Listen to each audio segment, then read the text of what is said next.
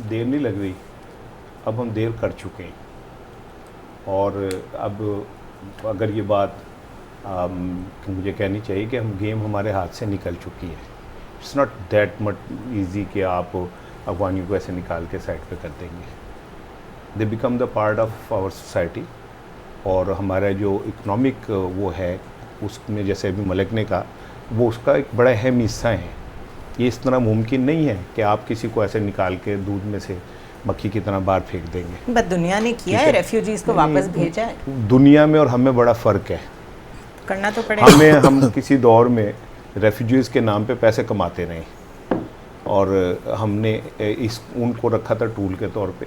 और ज़िया-उल हक साहब ने जहाँ इस कौम को बहुत सारे तोहफे दिए, आइन के बनाने वाले को कत्ल करने से लेके और बाकी चीज़ों में, क्लाशन को, फिरोइन कल्चर और ये और वो, उसमें एक ये कल्चर भी वो हमें देखे गए।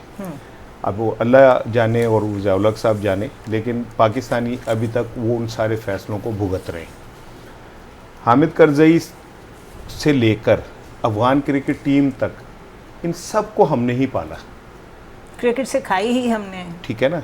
वो हमारे क्लब्स में खेलते रहे और जिस बुरी तरह वो हमारे टीम के खिलाफ रिएक्ट करते हैं, खेल है, उसमें तो आप जो मर्जी करें, लेकिन जो रिएक्शन वो दे रहे होते हैं वो ऐसा लगता है कि किसी दुश्मन मुल्क के साथ।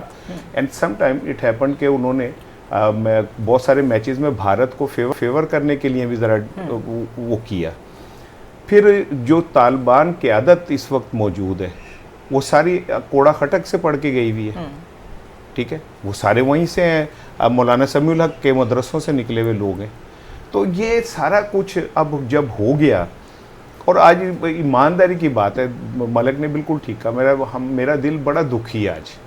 हम आज उनका दिन मना रहे थे जो रहमत लिल आलमीन है, जो चींटी को भी जो है मोहब्बत से, एक ऊँट उनके पास रोता हुआ आया और हदीस है कि वो जब रो रहा था ऊँट, तो आपकी आंखों में भी आंसू आ गए। या जो हम उनके पैरवी करने वाले लोग हैं, कैसे इस मुबारक दिन पे आप मस्जिदों के अंदर शहीद कर देते हैं, कैसे इस मुबारक दिन पे आप खून की होली खेल लेते हैं। मैं तो नहीं, आई डोंट बिलीव देम कि ये मुसलमान है। मैं नहीं समझता मुसलमान को इस बेदर्दी से नहीं मार सकता। और दूसरी बात यह कि वो हमने जितने उन पे एहसान किए, हमें दाऊद से लेकर, मेरी जितनी हिस्ट्री बचपन से मैं समझता हूँ, दाऊद से लेके और मौजूदा रिजीम तक, अभी ये तालिबान आए, दुनिया उन्हें मान नहीं रही थी, तस्लीम नहीं कर रही थी। पाकिस्तान और चीन थे जो उनके साथ खड़े हुए।